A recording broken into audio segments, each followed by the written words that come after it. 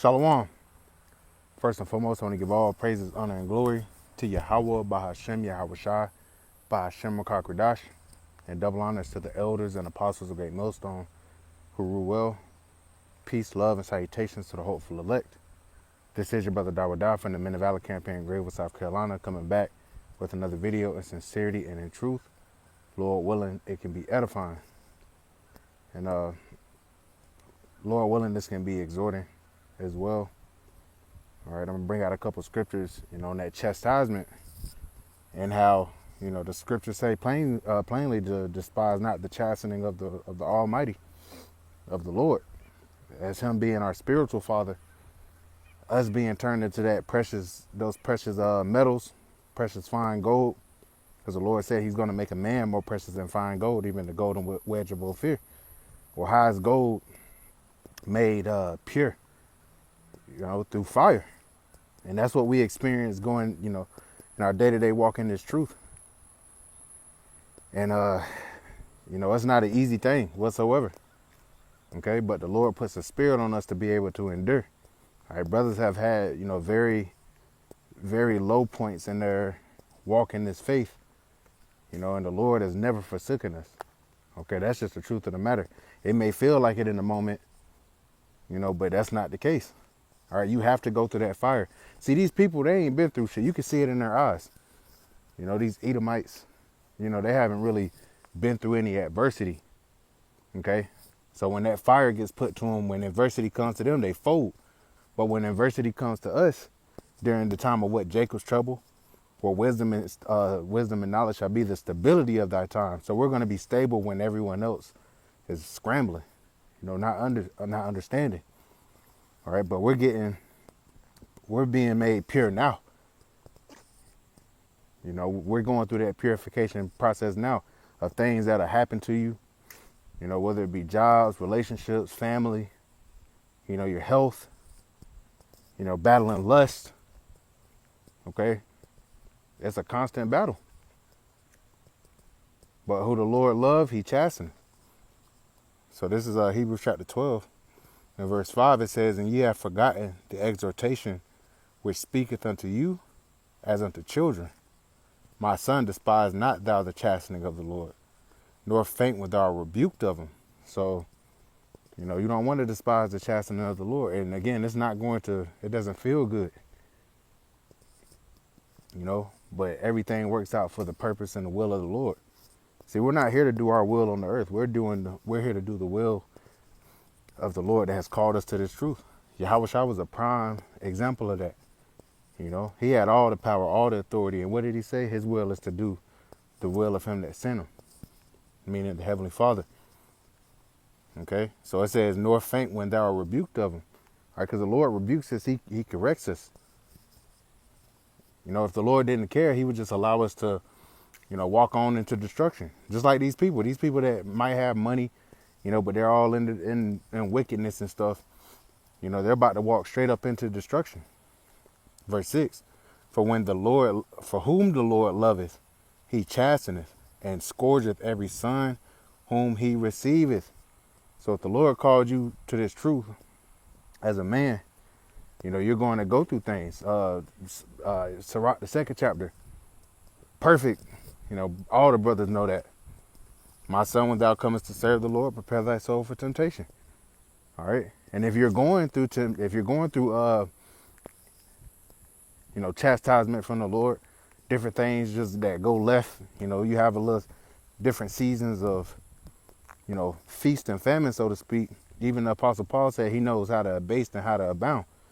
Okay. You're going to go through seasons where, like, shit, you might hit rock bottom. Myself, I just went through a whole season of that, but the Lord didn't forsake me. And you got to continue to do His will. You got to continue to do the work. And then the Lord, He'll turn it around. Verse 7, if ye endure chastening, the Most High dealeth with you as with sons. For what son is whom the Father chasteneth not? Think about it in a worldly sense. You sit there and you just let the kids do whatever. They're not going to have any discipline. but to chasten them, to correct them, to rebuke them, it's so that when they become men and women, they can be upstanding, citizens of Israel. Because really, we're supposed to be training up our children in the ways of righteousness. But of course, that's not expedient right now, you know. And hey, that grieves the enemy when you teach your son. So they set up all these distractions, the school system and all of that, for you to not be able to properly raise up your children, in a righteous manner. And even that woman will be against that. Okay, but just like that. So we're spiritual sons of the Heavenly Father. And we just don't know the full, we know what the scriptures say, but the scriptures also say, I have not seen nor ear heard, neither have it entered into the heart of man the things which the Most High have prepared for them that love him. You see? We don't know exactly what's prepared for us. We don't know, in these bodies, all right, we were on the bottom. Okay, we don't know what true power feels like. Having dominion, sitting on thrones, judging. That's what the Lord is preparing us for. So the processes we're going through now, the things we go through now is to burn away all the infirmities. The Lord is literally preparing us to be gods on the earth. Lord willing, we be of the elect. Right? Verse 8, it says, but if you be without chastisement, whereof all are partakers. See, if you serve the Lord, you're going to go through this. It says, then are ye bastards and not sons. You're a damn bastard without a father. An orphan, so to speak. And the orphan is unloved and all of that. We might seem like orphans now, but the scriptures say, when my father and mother forsook me, the Lord took me up. Roughly paraphrasing. Shit, that's my situation. Some brothers might be, cool with their parents, mom, dad, and shit like that. I wasn't given that luxury.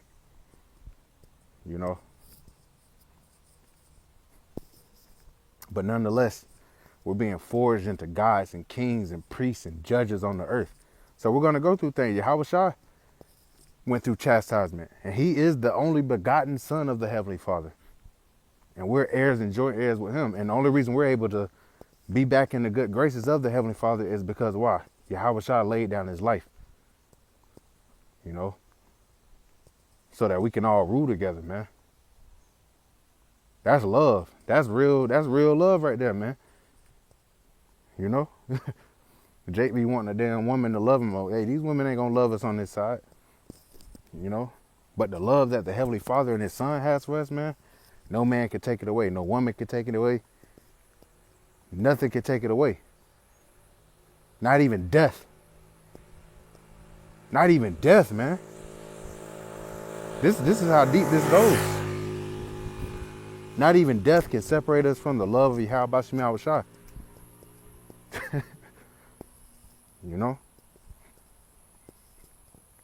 But whom the Lord loveth, he chasteneth. You gonna feel some shit, man. You gonna feel some loss. Forsaking this world, forsaking your old lives for the kingdom. It's gonna come with some pushback. It's not always sunshine and rainbows in this truth. So I just wanted to cover that through the spirit. Didn't want to drag this lesson out. The Lord willing, this is edifying. I want to give all praises, honor, and glory to Yahweh, Bahashem, Yahweh Shah, Bahashem, Kakadash, and double honors to the elders and apostles of Great Millstone, who rule well, peace, love, and salutations to the hopeful elect. Till next time, Shalom.